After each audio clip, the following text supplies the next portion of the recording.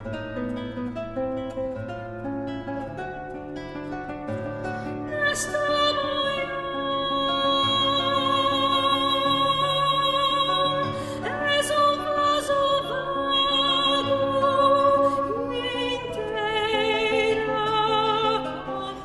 Café com Cultura de hoje tem um convidado muitíssimo especial, um escritor, um artista amazonense que marcou a literatura e, ao longo dos últimos 60 anos, desde a sua primeira obra, em 1961, vem influenciando fortemente as gerações, não só da literatura, como da música, das artes visuais.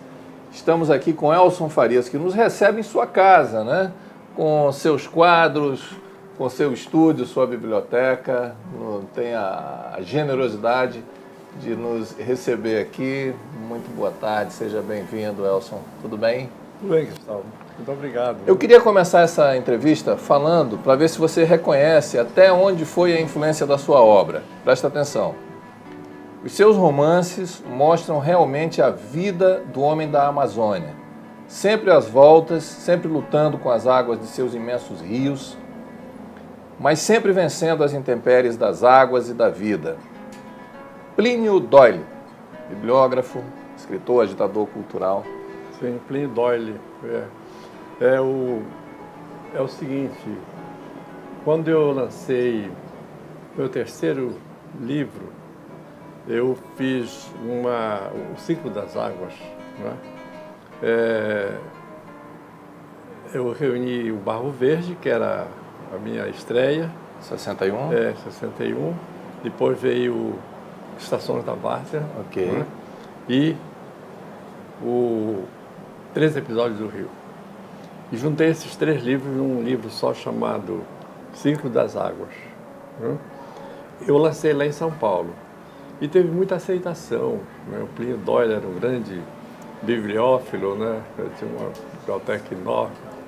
E pesquisador, tudo, né? E esse livro teve muito sucesso lá.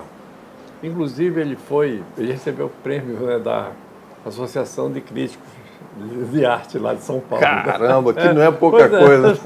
E interessante, eu nunca me promovi com isso, né? Certo, realmente deixei, porque o interessante é a gente reconhecer que houve uma repercussão do nosso trabalho. Perfeito, só isso. Perfeito. E o mais eu acho que deixa para depois. Né? Foi naturalmente isso, né? Naturalmente. A tua vivência de infância e adolescência começa em Itacoatiara, lá na localidade de Roseiral, depois o estudo em Parintins, que eu acho que marcou mais fortemente a tua carreira. Me fala um pouquinho sobre essa vivência inicial. É o seguinte, eu nasci em Roseiral, onde meu pai era comerciante, né?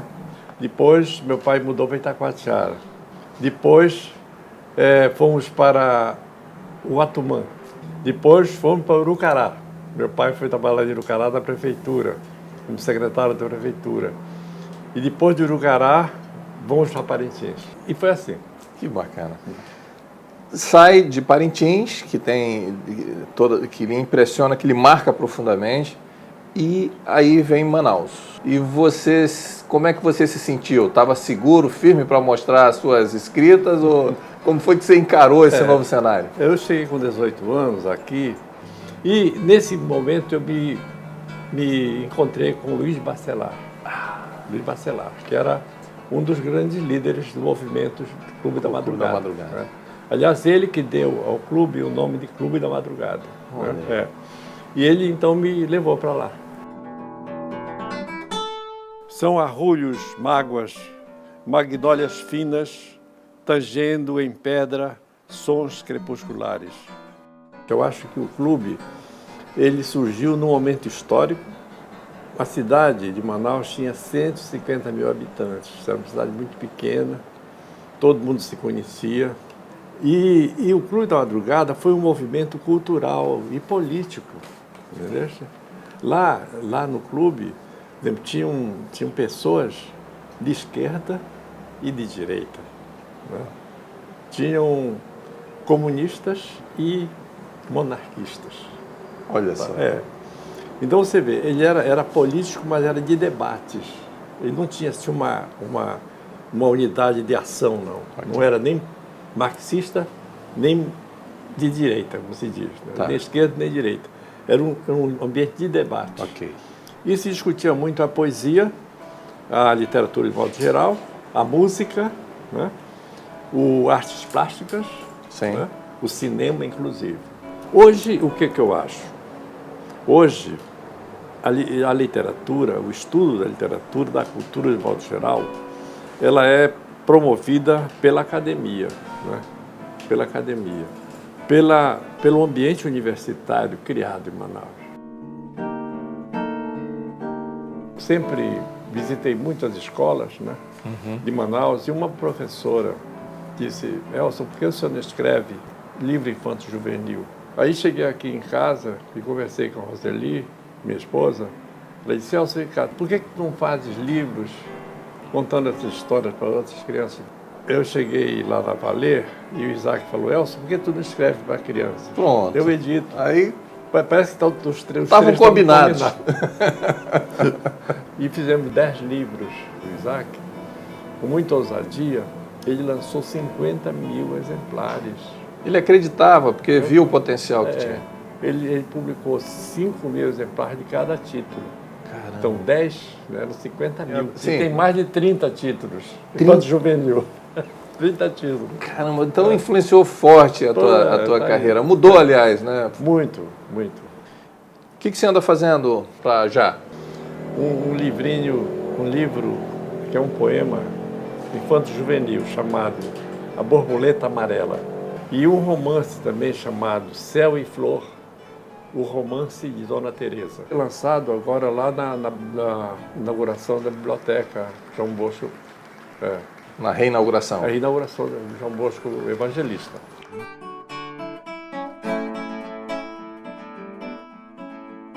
Que bom que nós temos você aqui, viu, Elson? Muito obrigado por nos ter recebido aqui nesse programa Café com Cultura, pelo bom papo, nesse cair de tarde, nessa vista maravilhosa aqui da sua varanda. E nos encontramos mais aí pelos encontros literários da nossa Cosmopolita Manaus e Ribeirinha Manaus. Pois é. Que é a sua Manaus preferida. A minha Manaus, quando eu cheguei aqui, tinha 150 mil habitantes. Hoje tem mais de 2 milhões de habitantes. Mas a cidade está mais bonita, eu acho. Mais Olha bonita, aí. muito mais culta, muito mais interessante. Né? As pessoas muito mais felizes, né? Porque a cidade ficou uma cidade rica, né? Sim, muito rica. E muito bonita a cidade.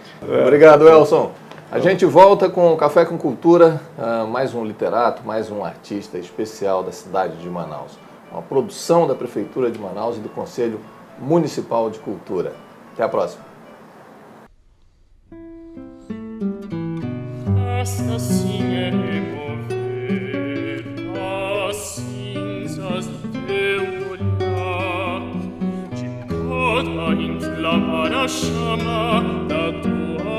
Aqui tentei construir a minha casa. Trapos de tapera, tapiris, compunham minha cidade de cristal.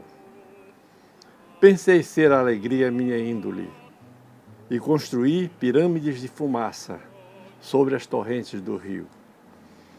Conheci jardineiros e poetas humildes, trabalhadores do porto, que me ajudaram a suspender o fardo ao ombro, e aparelhei a minha ferramenta na pedra comum, com a mesma água e o diálogo igual.